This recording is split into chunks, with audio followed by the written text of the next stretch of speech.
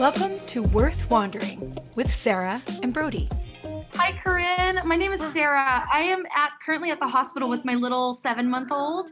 Oh my gosh. So normally I'd be here co-hosting with Brody, but right now I'm just going to be in and out because my son is having issues and I say no we're more. at the ER. So yeah, life happens. And I have to say, I'm so honored that you guys reached out to me. I really enjoyed Googling both of you and learning about like how you're, I guess you're a professor in communication studies, which my major in college was communication. And then amazing. also, Brody, like how you're an ER tech as well as an EMT and just, I mean, you are the true frontline worker. I'm a dentist, so I kind of get them a little frustrated. So it's really such an honor to be part of your guys' show. And I wasn't sure for you, I know you're both in Los Angeles, but I wasn't sure where exactly in LA County is home for you, because my family, a lot of my close family lives in Orange County, and I hope to be relocated with the Navy back there next summer. Oh, very That's cool. awesome. Yeah, I'm actually in the Valley, and then Sarah's in Santa Paula area. Okay. Yeah, my family like Ventura. Yeah, Ventura. Okay. Ventura, fantastic. Yeah, my family lives in Huntington Beach, so that's the very northern part of Orange County before I think you hit Long Beach. That's LA County. And then the Navy has me hopefully go back to San Diego. I have been out of the country for a long time. So even though I know things are a bit of flux and our world is chaotic, you kind of just, it's like opening Pandora's box every day, where it sounds like it's going on for you, Sarah, which bless your heart, you're doing this while at the hospital. I think you win Mom of the Year award. I thank you so much, and I'm so grateful that you're here, and I'm so sorry that this kind of happened this way, but I'm grateful to meet you. You too. And you too. Brody's gonna mostly run this thing. I'm gonna pop in every now and then when I can, because I'm so excited to hear your story, but I also don't want to have all that happening in the background. So 100% understand. I treat kids for a living, so I understand it's organized chaos. So I completely understand. Oh yes. I absolutely love it. That is awesome. Yeah, Sarah, I mean, whatever you do, you don't even have to just jump right in. I will. We'll do a separate. So Corinne, we won't even really do a whole bunch of crazy intro. I'll do your introduction stuff, but later we'll do we'll do a separate thing, letting people know Sarah's status and whereabouts and all that stuff as well. Okay. So, and people will be so people just aren't as surprised, I guess. They're like, what is the beeping and the crying in the background? I told Sarah though, I feel like it's my day off, but I feel like I'm at work right now, because when she turns on, I hear the pulse ox on the pulse SpO2 going off. I bet. I'm like, what? I know. I feel like I hear him in my sleep. Yeah. Let's get into it. I'm so excited to hear your story. Sure. I know this is gonna be fun. Thank you so much, first and foremost, for coming on and taking the time out of your day. What time is it there right now? It is actually 1:00 in the afternoon on Tuesday, February 16th. So with the Marines, I actually get every American holiday plus the next day off. So this is actually time that I catch up with my family, because a lot of my family's on the West Coast. So that's usually, or Saturday mornings, because then it's Friday, 3 or 4 o'clock the day before, just because normally I would be at work and it's just bananas in the morning. I have to get very early for my job. So yeah, I'm sure your day probably starts before sunrise, more than likely. Yes, I'm up around 4 o'clock in the morning. I have to be at work by 6:30, and I'm in the land of the rising sun. So yeah, tomorrow morning will be 06:15. Tomorrow I'm actually part of the vaccination team. We just got a bunch of Moderna vaccinations here, so that'll be my job tomorrow rather than seeing patients. Oh, very cool. Yeah. Well, I'm sure you don't mind doing that then, right? No, I just feel bad. Some of my patients have waited 6 weeks to see me, so they understand. All of us in dental have to kind of rearrange things. So you just, most people are very understanding, because right now only our base is one of the last bases to get the vaccination here in Japan, U.S. military bases. So right now only the healthcare workers, which is myself, and the Kara Air Group, because I'm on a Marine Corps base, those are the only people who've actually got the vaccination. So it hasn't, I'm on a larger base. It's 14,000 people. So not everyone has actually gotten it yet. So just one step closer to everyone getting it. Hey. So. Have you already gotten yours? Yes, I've already got my first dose, and I will get my second dose next week. So I'm Very excited. cool. I'm not someone who reacts to vaccinations. I know there's a lot of people that are worried, but I'm like, hey, that means your immune system is working. It is Yeah. working. So that's a good Yeah, sign. we've seen very little instances or reactions in our ER so far. Yeah. And we're already doing a lot of like the older community as well for like the general public. And we really haven't seen one come in reactions. Oh, that's So, fantastic. Yay. but yeah, it's awesome. So that being said, what I want to do is I will read your intro as well. Okay. Which I was like jaw dropped when I was reading. I was like, Oh, come you're so on. sweet. Thank you. You're very I was like, this is kind. awesome. So, welcome back, everybody, to the Worth Wandering podcast. Today, we have a very special guest. She is a U.S. Navy commander, an orthodontist, motivational speaker, world traveler, and reigning international Miss 2020. She is also a multi-passionate woman who has learned to not only balance her passions, but how to use them to make her a better officer in the United States Navy. She also deployed with the United States Navy in support of Operation Iraqi Freedom, attended the elite tri-service orthodontics residency program. That is a mouthful. And I haven't even finished it yet. At Wilford Hall Medical Center. She's a keynote speaker at STEM. And for those of you who don't know, is science, technology, engineering, and mathematics. Conference to over 1,000 middle school girls for the Department of Defense in Japan and Italy. So with that being said, I'm sure it's just like the tip of the iceberg that we're touching. We want to welcome Miss Dr. Corinne Devin. Hi, Brody. Hi, Sarah. It's a pleasure and an honor to be on your show. And I should say greetings from the future since I'm about 17 hours ahead of you. Oh my goodness. I specifically didn't say anything about the future right away because I just was like, I'm going to just say it on the podcast instead. So you are in the future, technically. I am. I can tell you what it looks like, but I can't. Any seeds you want to plant for us? Unfortunately, I can't tell you the lottery ticket numbers to win the $1 million lottery, but they don't have that here in Japan. Come on. But I can tell you it's a beautiful okay. and bright, shiny day. So, hey, you've got sunshine well ahead for you. And you said, which country are you in now? I'm in Japan. Okay. And you have traveled quite a bit from my understanding. I think last time I found you from listening to a couple other podcasts and I was like, holy crap. I was like, she's always somewhere new. And before this, you were Italy?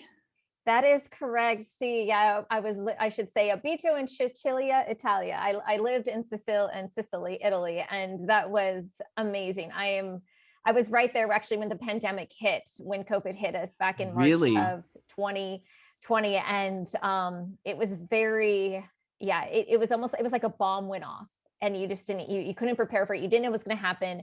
Yeah. And the hardest part was just, seeing the struggles of the Italian population, especially in Sicily. Sicily is definitely a poor portion of Italy, and just there's no stimulus. There's these family homes that have just lived off of their business, whether it's tourism, their wineries, their farms, and just not knowing what's going to happen to them because these businesses have been in generation.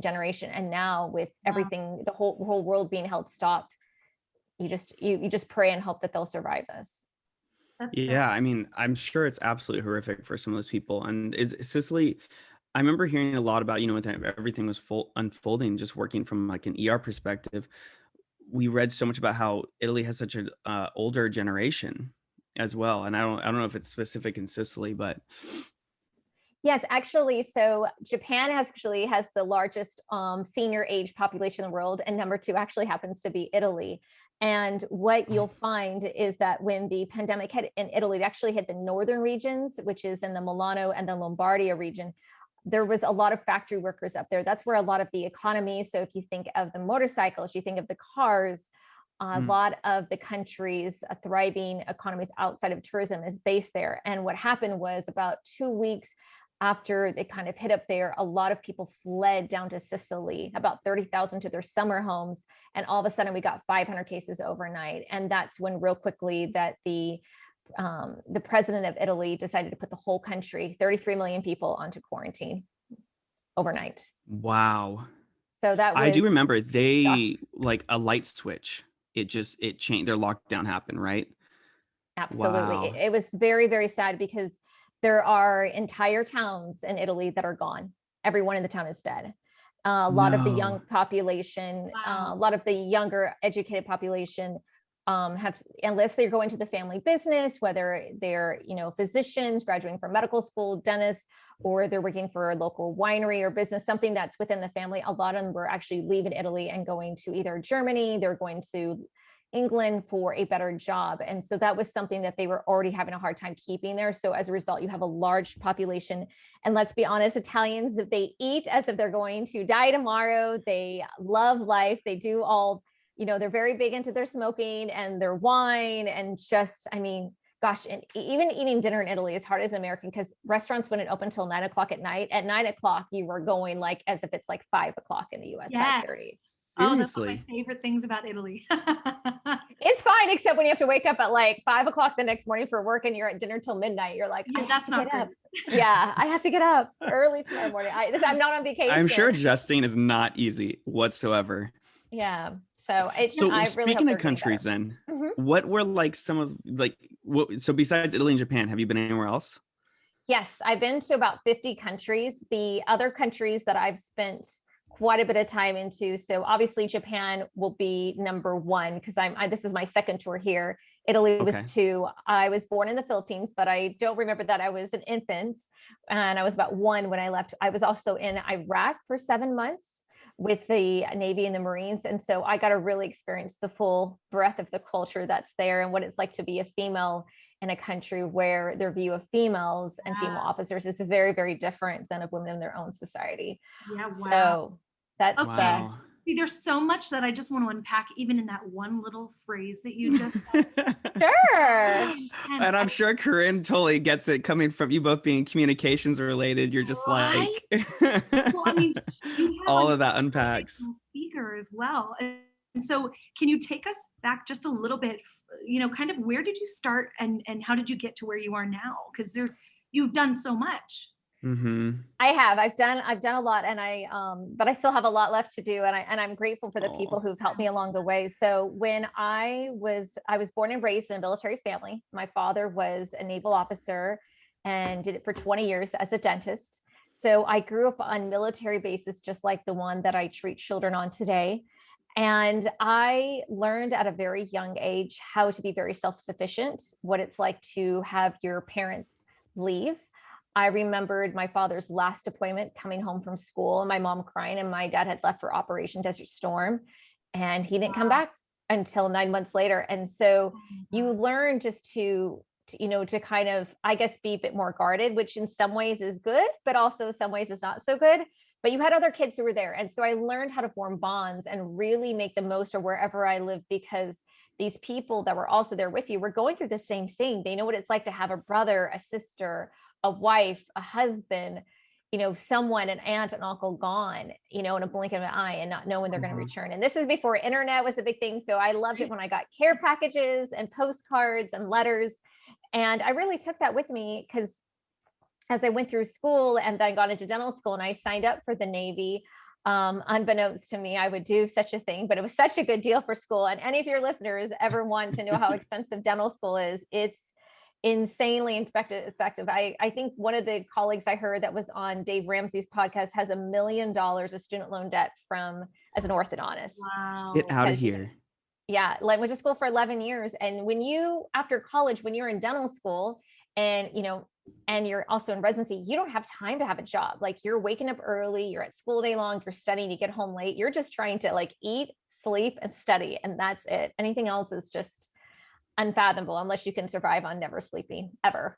So, Impossible. yeah. So you just did it. And for me, I was very, very grateful to get a scholarship with the Navy. They offer a fantastic program. If any of your listeners are ever interested, I can definitely get them connected. It's called the Health Profession Scholarship Program, and it pays 100%. It doesn't matter how expensive school you go to or where you get in. And then in turn, you owe the military back in years of service, but you are getting paid as soon as you graduate, which is fantastic. And you have to be okay with wherever they send you. It is. But I tell people, whoever want to do it, you have to be okay wherever they send you. They could send you to Guantanamo Bay. They could send you on a ship out of San Diego. They could send you to Japan. It really just depends on the needs of the Navy. They say basically where they need a dentist. And so that is what I did. I can't imagine how many dentists. Well, is your specialty orthodontics? Is that? It is. It is. I'm an Okay. orthodontist in the Navy. Yeah. How specific is that? Like, how many of there are you in the Navy? 20 in the entire world. 20. Seriously, like Seriously, there's only 20. 20. There's 20 of us in the entire world, and we're actually overmanned, meaning that we should actually have a little bit less. But yes, 20 orthodontists in the Navy in the entire world. Not very many of us. So we're a fan club. We're a family. So does that mean that, I mean, yours, like your deployment schedule, your like everything, I mean, you guys utilize more than, are you shipped around a lot more then? We are. So this move Okay. that I had this summer was my 7th move in 13 years. So Italy was actually the first place I ever lived in for a full tour, full 3-year tour. So most of the time I've been asked to move with a 1 week, 2 week, or a month notice. So during the pandemic, I had a little bit more notice just because all our moves got pushed to the right because of the Okay. delays with everyone getting moved. But yes, it's definitely a small community. I have colleagues who've done back-to-back overseas tours. Like I have several who've done 6, 7, 10 years overseas on deployment. And it's a long time. It is definitely a long time to be away from the States for sure. That is amazing. Hats off to you for being able to, you must live a very like minimalist lifestyle then. I try. I'm allowed, the Navy will move our stuff. It's impressive. I think as an commander, I can move something like 18,000 pounds, but I try to keep it under 5,000 pounds, but it's totally free. They move it, they'll put things in storage. But, you know, I guess I have to say I'm at a place in my life where to me, I'd rather have experience over stuff. And I just feel blessed to have a job because I know so many people right now are struggling to have a job. And to me, like in Italy, I loved it when we were able to do stuff out in the community or just give things freely because people don't realize, but in America, we are truly one of the richest countries in the world. And even when people don't feel that they don't have what they have, I come from places where I see people literally have nothing than the clothes they're wearing or, you know, the backpack they're carrying, and that's it. So we're truly blessed to be Americans and live in the country we do live in. Well, so I'm sure then experiences for you are, like you said, I mean, they mean more than anything in the world. What do you like? How do you tell somebody that? How do you, like somebody that says, oh, like, no, that's not true. Like, you know, I grew up with nothing. Like, I need more. Or, you know, that like I had a good family friend that she was from, I think she was Vietnamese, and she was a total hoarder, but it was because she grew up, she said, she was like, it's just because my parents had nothing. And so when I came to America and I was able to have, you know, this high paying job and get all this stuff, it was just different for her. She felt like the need to hold on to everything. Well, I would say when people are holding on to things, I think they're holding on to a memory or they're holding on to something they never thought they had. And to let it go means they're kind of letting go a piece of themselves. But then I also look at that, is that object or is that stuff preventing you from enjoying other areas in your life? Is that, you know, is that weighing you down? There's by no means, if you looked at my shoe closet, I have it entirely full and here in Japan, which is probably meant for a small family in this place. So I definitely would say I'm not going to list in every area of my life. I'm probably like most girls where we love our makeup and we love our clothes and shoes, but it's more just, I think, of a mindset of just being more intentional with what I buy and where I spend my money and knowing that, okay, well, instead of me buying this, which I already have in my closet, can I get something, let's say for my nephew who's back in, you know, Washington State and really wants to go to school and can only go 3 days a week. Would this be something fun for him and his mom, my sister-in-law, to do instead? Yeah. So, and the Japanese are very much big about recycling and minimalist here. So in this, and that's one thing I love here, they recycle everything. If you looked over to the right of my kitchen, I have 5 garbage cans, and it's a bit overwhelming how they do trash here. I'm not going to lie. Like I literally have never washed trash so much in my life because you have to wash out, like, you know, the cans, the water bottles, everything. So water bottle, literally you pull off the label, separate. It's baffling, but now I'm used to it. But I tell people, it's like, you can't, and the funny thing is this country is so clean, but you can't find a trash can to save your life because they're so particular about recycling everything. I mean, literally everything. Interesting. Yeah. That is a totally different lifestyle. It is a very different lifestyle. I know I digressed a little bit. I'm really good at digressing, but it's probably my number one, what is it? You know, just my skill set, I guess I should say.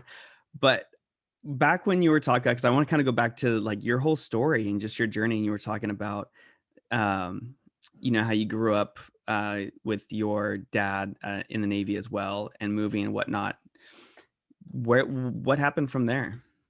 So my dad retired from the Navy right before I started high school. So we moved from Stockton, California. We were in a small town called Manteca, and my dad I know bought where a, that is. you know where that I have is? no Yeah, idea where that is. Oh, it is. Stockton's It's a little farm town.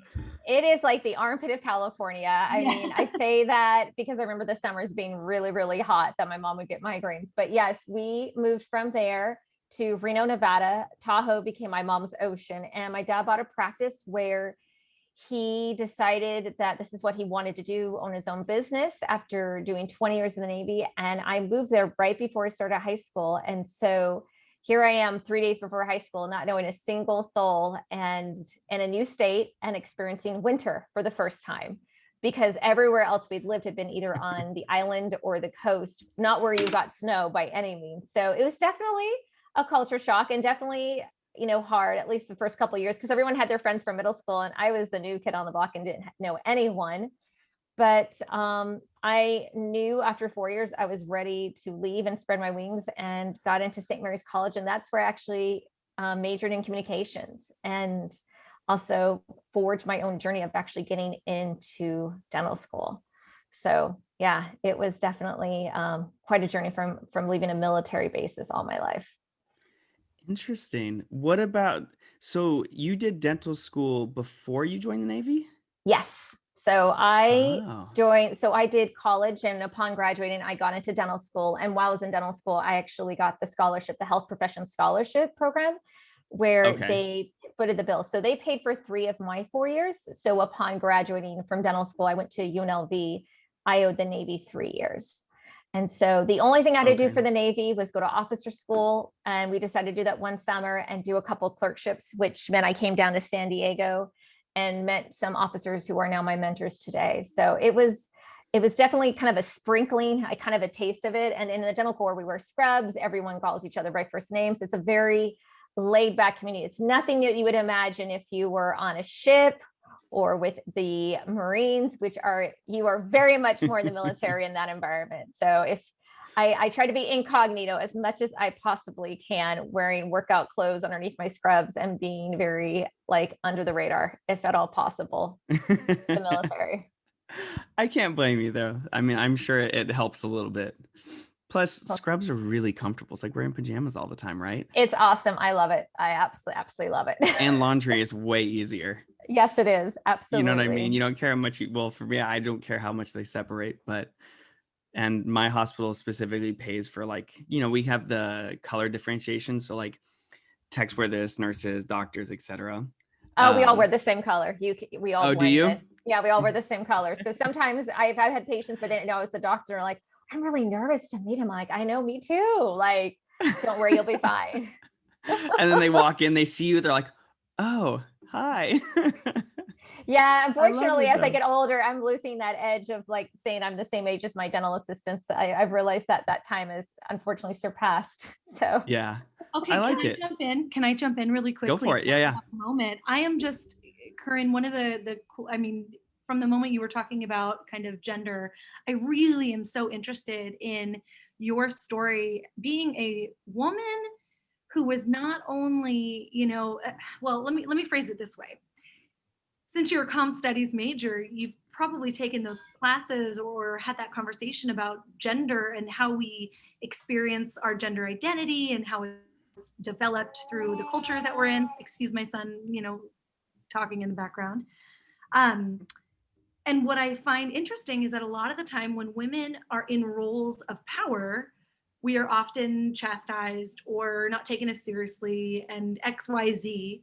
But you have done this really awesome thing where you have kind of gotten to both ends of the spectrum, because you are not only a US Navy commander, but also reigning international Miss 2020, if that is the correct term, and a world traveler, and a motivational speaker, and an orthodontist. And so you have kind of run the gambit between what we would consider culturally as very feminine and very masculine roles. And so how has that really impacted your identity and your world? That is such a beautiful question. And thank you so much for the wonderful compliments. I would tell you, it wasn't something that happened overnight. It's Right. something that has definitely evolved in my 13 years in the Navy. And a lot of it is one is learning to pick and choose your battles, and two, doing your homework, doing your research. It's really important. One thing I've learned in the military is that if you understand instructions and guidances and what's put out, no one can fault you for that, because that's facts. So if I am defending a colleague, if I am having someone criticize me on the color of my fingernails, or how my shoes, I was just like, gosh, instead of going on the defense, I usually say, gosh, I'd love to see that instruction that you're looking up, you're referring to. Can you show it to me, or can you send it to me?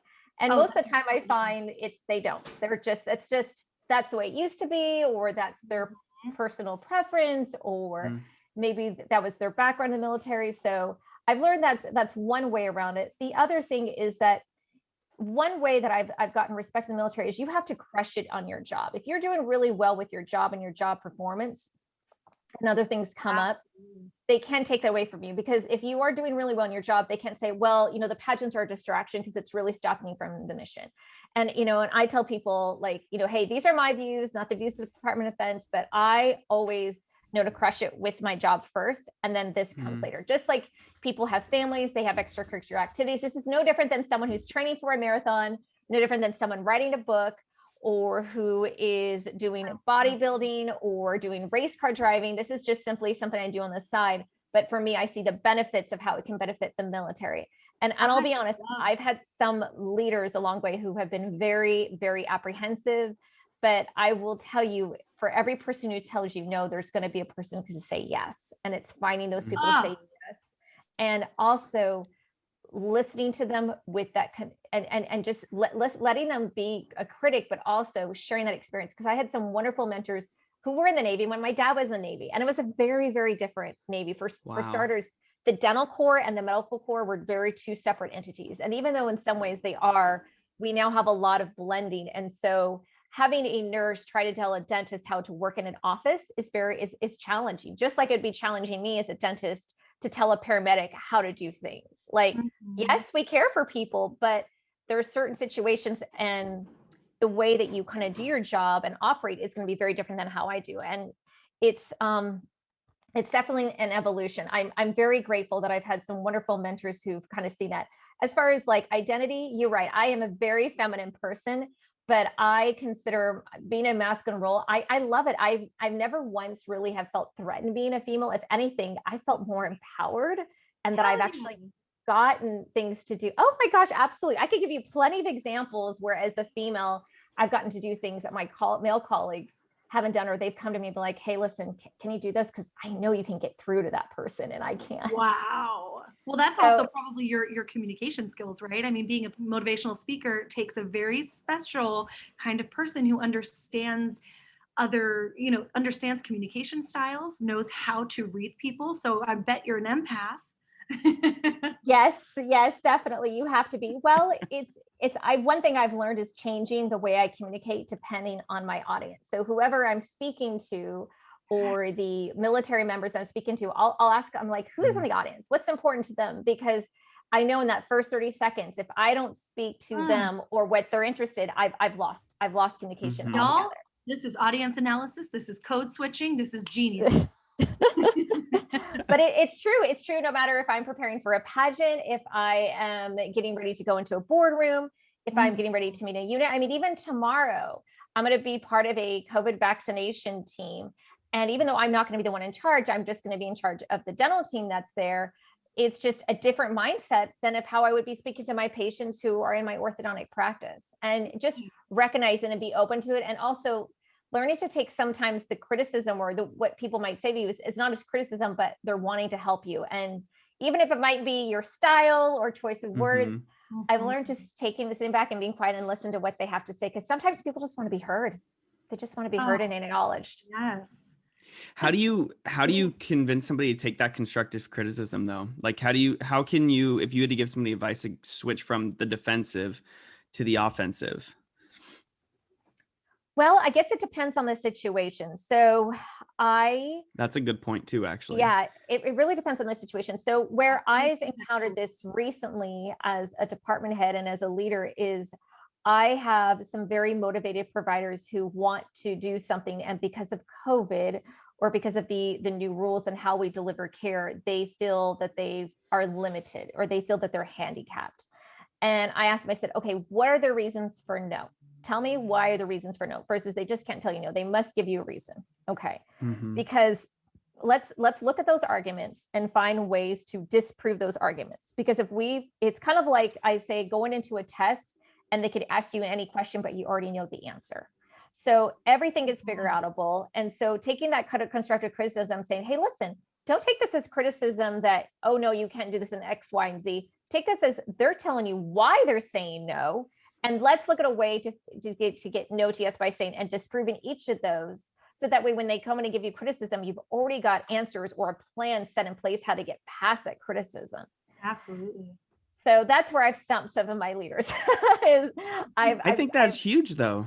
Yeah. Because then they're like, well, I don't know. That's all the reasons I have. And I said, great. Then if we've dispelled all those, then how, Right. what's stopping us getting yes? Or because in the military, there was always someone we have to report to. It's a chain of command. So you have to be respectful of it. But sometimes it means hearing someone's argument and you may not agree with their decision, but if you understand where you're coming from, I think that's a little bit easy to tolerate and a little easy to kind of like swallow, like, okay, it's no for right now, but it's not no for forever. Yeah. It's just, and you know Right. what, Corinne, you just made me realize, like, if there's a listener out there that is hearing your story and saying, I am a strong woman, I want to do a job that's in a predominantly male field, and I don't know how to navigate those kind of cultural values and roles and norms right now, i.e., what if I come up against sexism? What if, traditionally, when we look at studies and communication studies, we see that men interrupt women a lot more, take ideas a lot more. This is changing and it's awesome. But what did you come up against in terms of you trying to be a powerful woman in a field of predominantly men, and how did you overcome that? For anyone listening that's like, but I wouldn't know what to do if somebody interrupted me in a meeting or XYZ. So if someone interrupts you in a meeting, the beauty is as you let them know, you're not afraid to let them know, be like, great, thank you so much. I know you're super excited to have to say, let me wait till I finish. And if they keep interrupting, what's going to happen is other people are going to notice, because that's actually happened to me. I had at my last event, I had a commander who had me ready to go for a presentation, totally embarrassed me in front of this entire board of directors, had me leave the room. And I stood my head up high. I said, thank you so much. You know what? I'm ready to go today and I'm ready to go next month. Thank you, sir. And I walked out with my head high, and I had probably 3 directors in the room checking me. Are you okay? We were so nervous. So I would say that other people are going to see that one person's action. So don't feel like you have to apologize for who you are or back down from where you have to stand, because that has nothing to do with you. That has absolutely nothing to do with you. Yeah, and I love that you don't get defensive, because then it puts it back on the other person as looking like they were the one that was out of control and not on you. I love that. Yes, absolutely. I would, also say is sometimes silence and just is can make people uncomfortable, not responding and just looking them dead in the face. And I know that it's not like a Jedi mind skill, but there's something to be said, because all of a sudden, the room gets really quiet, and now they have not only the attention, but sometimes the unwanted attention on them as well. And I've had some good leaders, and I've also had some bad leaders. And what I've learned in the military, if someone is treating me, which I feel is unfavorably, I'm usually not the only one. I just feel like it because maybe I'm in a room with just them, not knowing that there's other people who've experienced the same thing. Right. Wow. Well, I think that's a good thing for a lot of people to remember, though, like, especially our listeners, is that there's a lot of times in life where you feel singled out and you feel like you are the only one, especially, our own stories in life where we feel like we're the only one that's going through a certain situation, or this has only happened to me. And that's actually not the reality of things, is that most of the time it is happening to the masses. It's just not spoken about. Yeah. And I will say, Bodhi, what you're touching on is this idea of imposter syndrome that so many people have when they're in a certain field, because you feel like, oh my gosh, I am so not as good as all the other people in this room. And I think that's where 100%. Well, and that's kind of why I was asking Corinne, what are your techniques? Because Yeah. I mean, it can be, so for instance, when I was doing my master's program, I didn't realize I said sorry almost every time I spoke and asked a question in the class. I would say something like, oh, sorry, this is a dumb question, but, and my teacher actually called me out. He goes, you don't need to apologize for living and breathing. That's what you've been taught to do, to apologize for having a voice. But that's not what you need to do anymore. And of course I responded with, oh, sorry. And then he's like, no.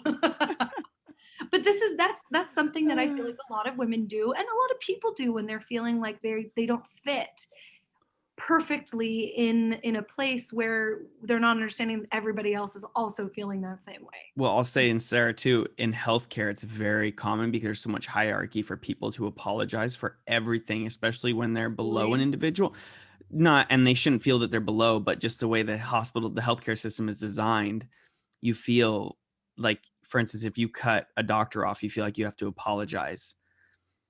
Yeah, But it's hierarchy. not, it's just not More like that. complicated. And I can't tell you how many times in my shifts we'll have a scribe will cut, a nurse or myself or a doctor off, and because we're walking with our hands full to even a code, and they're like, oh my God, I'm so sorry. And I'll go back to that person later on, like when the shit that's hit the fan the storm is calmed, and I'll be like, hey, you don't ever need to apologize, like, at all. Don't worry about it. Like, that's the last thing on our agenda. Yeah, it's I would say one of the things that I learned from my communications major, I went to an Catholic private school where not even God gets an A. And during my oral communication class, which again, the school actually had more females than males in it. This teacher would have this little pen mark in the back, and every time he would say and yeah or sorry, he would dock you a point. So I got out of that habit very quickly, and now I notice when certain leaders that I speak with, when they don't speak with intention, they don't speak with purpose, that they say or yeah or sorry, that it really deflates their message. I've even had a one-on-one conference actually with people who have been my bosses and say, listen, you have such a great message, but I know you're nervous when you speak because you say all these filter words and it devalues what you have to say. And what you say is so good that I don't want your message to be lost. And wow, that is so powerful. Confidence. Fake it till you make it. That's what I tell my students. I'm like, if you believe in the message, they will believe in the message. 100%. I've taught public speaking to some of the corpsmen that I've worked with. And one of the things that I teach them, one of the skills that your audience can do right now is, if you know you're going to be going to give a speech in a certain space to a certain group of people, whether it's your colleagues, your peers, or people you don't even know, but you're nervous. And who wouldn't be nervous? Hi, you're human. That is normal to be nervous. Yes. Put yourself in that situation. How do you put yourself in the situation? If you can rehearse in that room, fantastic. That's what I've done. If you can put a bunch of screens up or have people listen to you, if it's your family, if it's your friends, if it's someone, say, hey, listen, I'm going to bring lunch for all you guys to meet here at this time. Food is great. Food makes everyone happy. So does. if they are eating and you're speaking and you're trying to keep their attention, guess what? Like, that's such a great way to desensitize the situation. And that's something I really can say I've learned just in pageantry and also in the Navy, is you're not practicing to be rehearsing verbatim, but you're practicing just to get good at doing it. Let's be honest, with all our jobs and what we did, we didn't feel good the first time we did it. We felt like, oh my God, this is impossible. Nope. I have no idea how I'm going to do it again. But right. Then and everyone can see me and see me sweat or see me. Yes. Honestly. Well, and I felt exactly like how what Corinne said was, when I was beginning out, when I started as just an EMT, I was like, everyone else is better than I am. That's all I ever thought every single day. And I was like, I'll never be that good. So Corinne, I have this kind of leads to the next question that we had, which is, how did you get into motivational speaking? What exactly do you say in your motivational speeches that you feel like is the content of really the message? Well, I fell into it, to be honest. I had just moved to Japan in my first tour. It was 2012, and I was the reigning Miss United States at the time. And I had several organizers for the Department of Defense that were hosting the STEM Day. So STEM stands for Science, Technology, Engineering, and Mathematics. And it was a project through DODEA, which is the Department of Defense Education School. So it's the school system for American kids, but on bases overseas, that we're funding this initiative to encourage girls to go into science, technology, and mathematics fields. And they wanted a keynote speaker. And years past, they've always had female officers, but they said, we looked you up, we've heard about you, we want someone that's really going to throw these girls for a loop. So the first time I ever did a motivational talk was to 1,000 middle school girls that were come in all parts of Japan to Yokosuka, where I was based. And I had their attention for 30 minutes. And I'll be honest, I was like, I don't even know if I can keep their attention for 5 minutes. You want me to keep the attention of middle school girls? Like, but they're going to be on their phones. They're going to be talking to their friends. They're going to be talking about the cute guy and they're like you. But I did it. And they saw a picture of me behind me in fatigues, the camouflage gear behind American flag. And then I walked on stage wearing just a business suit, my Miss United States banner crown. And I just was emotionally vulnerable with them. I told them what it was like to be a kid on the base, have these be called 4Eyes because I had those thick bottle top glasses and the patch, the stuff that just makes you cringe as a kid, but us adults think is adorable. That I let them know that all the success that I had, the struggles that I went through, from testing anxiety to being told I didn't belong at my major, I didn't belong in a certain school, to where I was at in the military. And what I felt really reinforced that message is that after the speech, many of the kids want to take pictures of me, but then they got to see me later in my scrubs in a white coat, because afterwards the girls got to go to different places on the base. So they got to go inside helicopters with some of my friends who flew for the air wing. They got to go inside the ship and see how some of the engineers work on the ship. Wow. They came to the hospital. So with me, we had them do impressions of their hands so they could kind of see and feel the materials that we use in dentistry. And it was just, my friend really enjoyed it because they say, wait, that's the same girl that was on stage, but yet she's in the military. Like, that exists, just to show that you're not locked into one box. And so that is basically the message that I've definitely spread, whether I was in Japan, did this in Italy, and now in Germany. And it's fascinating because in different cultures, even westernized cultures where you think that they are very much like the US, there's certain areas that are still behind. And fun fact, Italy did not have women in the military until the year 2000. So just to kind of put things in perspective of what we'd consider a very westernized country, there's still certain things that are foreign concepts. So in Sicily, for girls to go and get an education after high school, maybe university, and not go straight to their married home is not really a common concept. It's kind of straying from the norm. Right. I mean, you're even hitting on Malala Yousafzai, who was shot by the Taliban because she was fighting for girls' rights to be able to get an education. And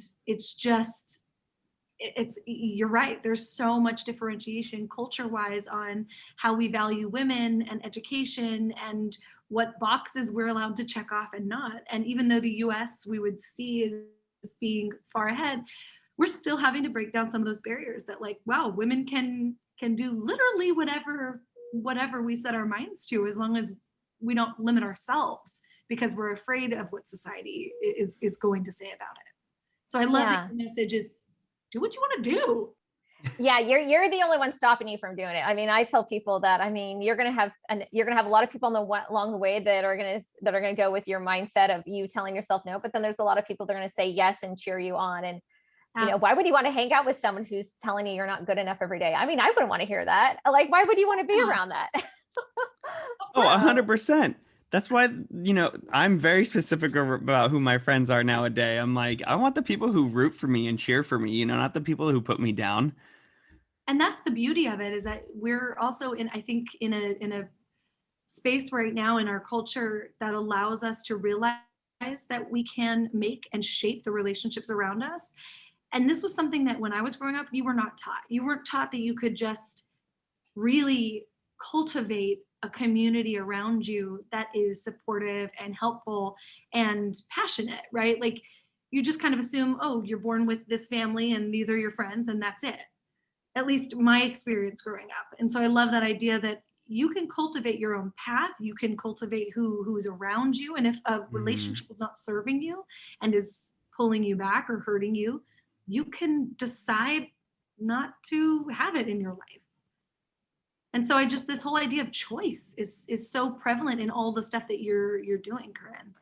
It is. And I have to say, sometimes I have too many choices, which it sounds, kind of silly to say, but that's the world that I feel like I've created for myself. And I want other people to feel that even though they may feel they have limitations in their life, if they think about all the things they can do, they're going to realize how many choices they have available to them. And I've been very, very fortunate that drive and persistence are definitely in my tenacious nature of doing things. And so even right now, I am writing my first book and I have no idea where to start. I just finally found a good coach to help me. But again, the whole process overwhelms me, where for someone such as yourself, who, has the background, a much more in-depth background in communication studies, you're like, oh yeah, you can do this, you can do that. Where someone like me, I'm like, oh, I don't even know where to begin.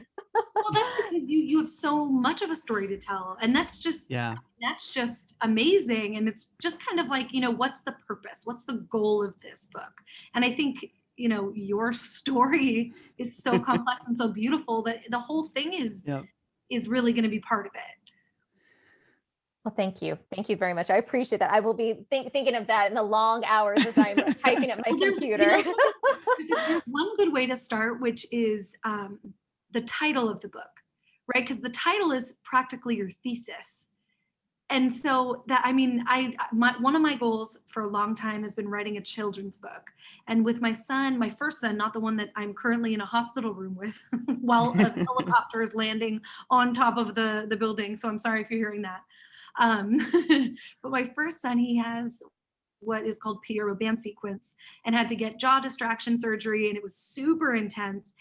And I looked to books to try and help educate him before we went into the hospital, so he had some sense of what was going on, and there weren't any. And so I was like, you know what, this is my opportunity to write a book. And I had no idea where to start. So where I started was, let's find a title. And that helped me kind of like, get the thesis. Mm-hmm. Mm-hmm. But for your life story, it's wow, that is really tough to start, because you're like, well, do I start at the beginning or the end? You have a big ocean to choose from. I do have quite a bit of an ocean, but it does make sense, being in the Navy, that it would be the ocean to choose where I'd start in the ocean. But thank you. That's really neat. And by the way, that is really neat. I actually am very familiar with Pierre Robin being an orthodontist, and yes. Your son is a champ. I look forward to the day I could actually meet him and shake his hand and tell him how awesome he is. So yeah, and he's been doing speech therapy and making just such incredible leaps and bounds. So thank you to your whole area of work for making it possible for kids to make such a recovery, because he was so far behind in language. He was at 6 months at almost 2 years old, 6 month speaking level, but now he is actually at 24 months, which is what he is. So yay! He made some leaps and strides, man. I know. I love it. Well, He's a little really champ. look forward to reading this book one day. I'm just so enthralled, and I think you're such an incredible, figure. Especially, I know I keep harping on the gender thing, but I think you're just such a model. You really are a role model woman for women. There we go, role model for so many young women and other, everybody. Well, what makes me so happy is that there is other female officers that I've met who are very similar and tenacious in nature. Another actually podcast host, Misunderstood Lieutenant Kelly Hall. She's also someone who is definitely raising the bar and showing in the Navy that you can do anything or everything. And I'm so glad that we got connected, because that's one good thing about COVID, is that because we can't go out and meet people in conferences, that podcast and other forms of social media, as much as it can drive you nuts, you can also see the beauty behind it of the people that you never thought you would actually meet from it. So yeah, it's really, really neat. I can't wait to see what happens in the military world in the next 5 years with it. Yeah, that's awesome, because you really never, like, just how you're talking about just starting, right? Like, everything is big, bad, and scary until you actually start it, and once you start building those relationships and doing it, like, everything unfolds, and it's like, oh my God, like, you see that light and you're like, this really isn't as scary as I thought. Things get easier the more we do it. It is. And, I would ask people, what thing in your life did ever come from being comfortable? Because let's be honest, whether it's going to school. I love that so much. if it's like you going a mom and doing nothing great in your life came from being comfortable. So why are people so No. obsessed with being comfortable and looking for the Right. quicker and the faster way rather than really trusting the process, Mhm. putting the time, the money, the energy, the sweat, all of that comes into it. And that's something that I really portray to these girls, because sometimes people think like, Corinne, you look perfect. Like this was just handed to you. And it's like, no, no, no. Like there's different areas in my life that took preference. And don't get me wrong, you can do it all, just not all at once. And some things will be your focus and other areas won't be. And it's also realizing that you need an army or just a huge team of people to always help you. And also for you to turn help others, because let's be honest, as you say, it takes a village to raise a child. Guess what? It takes a village of mentors that helped me get where I'm at today. And there's never one day I don't take any of them for granted and hope that I could ever return the kindness or the love or just the feedback, the tough love they would give me to help me get where I'm at today, regardless if I wanted it at the time or not. Yeah, that community I you build throughout your life love is it. the most important thing. I'm It sorry. is community is everything. Yes, And 100%. I mean, that's why people, I love to harp on if there's one thing you learn how to do in life, learn how to network. Because networking is like, I mean, if you can get comfortable with networking and putting yourself out there and meeting people, the opportunities that you're going to like, or the endeavors you're going to like create for yourselves are just endless. And you're going to create so many amazing memories and friendships and, like relationships and stuff too. Absolutely. And Absolutely. also, Go ahead. oh, I'm so sorry. We're talking about taking chances and doing things that scare you. Brody and I started this podcast with the idea that we really just wanted amazing people to tell amazing stories, because everybody has such a unique upbringing and the way that, the choices that you made to get to where you are.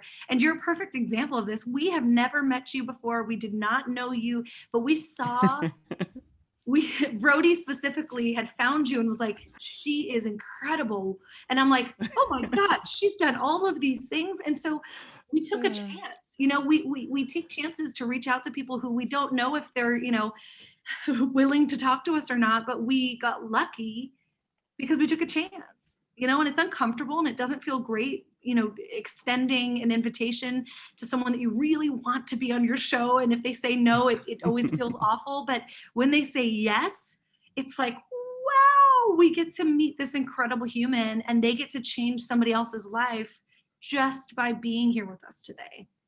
Well, thank you. It's truly an honor. And I have to tell you, I could definitely tell you another 6 people off the top of my head after the show that I'm more than happy to connect you with, who I feel stories are just as amazing, if not more. And they're people who've really impacted my life. And I'm grateful to call them colleagues, friends, mentors that I'd love to connect you with. But yeah, I really want your audience to know that no matter where you are at in your life, that don't be afraid to ask for help, and don't stop asking for help until you get it. Because I think that's where all of us, there's going to be days where we're going to be discouraged. We're going to be frustrated. We're going to feel like the world is against us. And guess what? That's normal. That's being human. But it's, it's also acknowledging that and then going out and finding people to ask. I would tell you one of the best things I have that I really enjoy is there is on Facebook groups. I love these small private Facebook groups where I have one for female Navy officers, and you see people post things from simple as like, I'm looking for a place to live, to life and death situations where maybe a parent who's aging has health issues or something happened where it's really going to change the course of lives. And it's incredible how often people read them and respond or try to give them help. And that is one thing that I really appreciate. And I hope that, I want to be available to anyone in your podcast who has questions on, life in the Navy, being a speaker, traveling the world. Even during the pandemic, I've done a lot of traveling, not as much right now. Right now I'm locked in Japan, but just moving overseas and what that entails, or deciding to do a pageant when most women stop doing pageants. I really want to make myself available because I'm so grateful for the people who took the chance, who looked out for me and helped me get where I'm at today, that all I want to do is be able to pay that forward. That's incredible. And I love that you're talking about that's like the best thing ever. I'm sorry. It really is. I love that. That's so kind for you to kind of, I just have this like image of you reaching up as a little girl. Now you're reaching down to all the other ones. Oh, just I'm only 5'3", so I can only reach down so far, but thank you. Maybe in Japan, I'm actually tall. That's one thing I love being in this country. This country, I'm actually tall, but I'm a flashlight with blonde hair. Yeah, right. Like you probably get a lot of attention. They just kind of, it's more like the little kids look at me like just stare, like as if I'm a cartoon character, or like the one in the elevator pulled down my hair and his mom was like, "Gomenasai," which means I'm sorry in Japanese. And I'm like, oh it's fine. It's fine. I really love that you are talking about community so much. And I think it's such a great idea to really tell our listeners, reach out and find communities and be part of so many. I mean, what Corinne was just saying is so true for me too. Like I have such a struggle being a mom, but finding those little mom groups was a lifesaver. But also I didn't know anything about Pierre Robin or Robin sequence before. And then I found a Facebook group and I'm like, oh my God, this is like, this is what community is about, is reaching out and being able to find somebody who's in your position to make you feel just a little more comfortable and a little less crazy. Yeah. And I guess for me, some of the issues that you mentioned about, identity and feminism and whatnot, I guess in the military, I'll give you a great example where I felt that if anything, I feel like I have more power as a female. I got to go to a female military leadership symposium and we all had to apply to go. And again, they didn't do these for the guys. They just did this for only girls, only women allowed. And the best part was that we had a couple of days of sessions where we could ask female admirals and generals who were emotionally raw with us, told us the experiences that they had, from being asked not to have children to all these crazy things, to where we could just stand up in a room and talk to them like our colleagues, which is almost like talking to royalty. I mean, yes, we're not bowing and saying king this or queen this, but in all due respects, these are people who are in very high ranking positions. And none of my colleagues that are my male counterpart, they're like, Corinne, what's the one for me? Like, I want to go to the guy version. I'm like, I don't know. So it was very fascinating to know that anyone who was at their wits' end with a problem or a situation they couldn't resolve, they could put their hand up, tell it what it is, and then you'd have 3, 4, 5 other people raise their hand and be like, hey, this is what I did at my command, or this is how we worked around it. And so you felt like there was nothing that could not be figured outable, like nothing you couldn't figure out, like there was a solution. So it was, I really miss that. And I really hope that one day we can get back to something like that. Oh, 100%. Are you kidding me? Virtual is tough, especially when you're overseas. It's like 11 o'clock at night. And I think my head would be resting against my forearm because I'd be falling asleep next to my laptop. Virtual is tough, especially with the time zone change. Talking about like you're overseas and like your travel abroad, like how do you get comfortable with so much change and like the anxiety and all that stuff? I mean, you've had you've had a lot of stuff in your life that you've like challenges and whatnot, and obstacles, but like how do you face those scary circumstances? Well, definitely you have a breakdown every now and then. That's normal. I would definitely say, the traveling to other countries for a few days here or there didn't really hit me so hard. Probably the toughest thing for me for my overseas was moving from Italy to Japan, knowing I would be going out without my stuff for about 5-6 months. That was probably the toughest that I had to do. But I learned that at the end of the day, it's just stuff.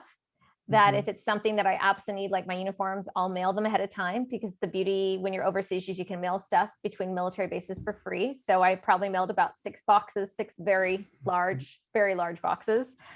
And then I got really intentional what was in my suitcase, and you learn to live without a lot less stuff, almost to the point where towards the end of it, you're like, I don't need all those extra clothes. I don't need all those extra shoes. I don't need, those things. And I guess just know that there's always a support system there to help you get by. So even moving into my place, colleagues that I worked with, they helped me put together my stereo system that's from like the 90s that my family's given to me that I keep thinking it's going to break with every move, or how to put my dining room chairs that I'm sitting on together from Wayfair because the other ones got destroyed in my last move. And unless it's something that can't be replaced, I either put it in my suitcase, it'll fit, or I leave it with my family, which is just very few items, because end of the day, it's all replaceable. I'm the only one who isn't, but it's tough. It's definitely tough. And it takes a lot of people reminding me that.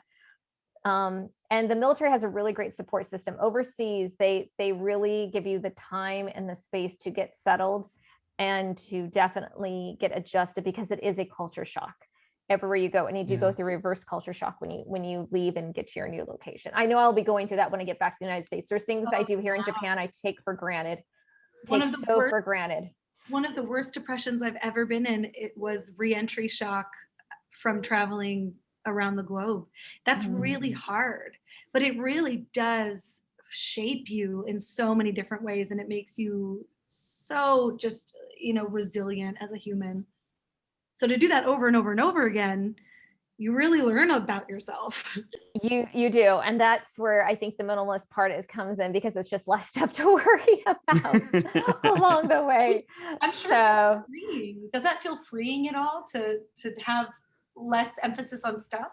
Oh, well, 100%. It's a concept that I'm trying to get my parents on board, because they move so much very often growing up in the military. And now they've been in the same house for 22 years. They haven't had that move where you kind of forced to see it all. And so I can see how it's starting to win them. But yeah, it's definitely very, very freeing for sure. Marie Kondo. They're going to Marie Kondo that life. I hope so. I gave the book to my mother. I really, really hope so. They're on a slower timeline than I am. Is when you're going to move, you kind of know what takes priority. So you just need to convince them to move, and it'll force them, they're used to doing it. Yeah, they're looking at a smaller house. I just know they've got a lot going on. But yes, that is definitely the goal. I would definitely say one thing my mom has done living overseas, and the older you get, I'm sure you've experienced this with your parents, is they start passing you stuff that you've had as kids. So I'm sure, Sarah, that maybe you're getting clothes that you had as a little girl that your parents are saying, this might work for your kids, or, Yeah, I'm getting boxes right now of all my old art stuff. And she's like, I saved it for you. Now you can have it. I'm like, I don't want it. No, I know. You. Yes. You're like, times have changed over the last 3 decades. It's okay. True. Now I can take pictures of it and then throw it away. Exactly. Yeah. And then you have just a smaller physical object that's just a better memory. Absolutely. I love it. All right. Do we have any gosh, questions, Brody? No, Corinne, one thing I wanted to ask, because we'll wrap this up, but we always like to leave the guest with, essentially the last words. And whether it's words of advice or wisdom or anything like that for the listeners. I'm the worst mumbler in the world. You should hear me at work, especially when I go on the loudspeaker and I'm like, hey, shut up. They're like, what was that, Brody? I'm like, there's a call for Dr. So-and-so on line 1. They're like, why didn't you just say that? Basically what Brody's trying to say is what could you leave our listeners with if you were to give them one piece of advice or inspiration? Since you're a motivational speaker, I want some tears. Okay. You want some tears. Okay. Okay.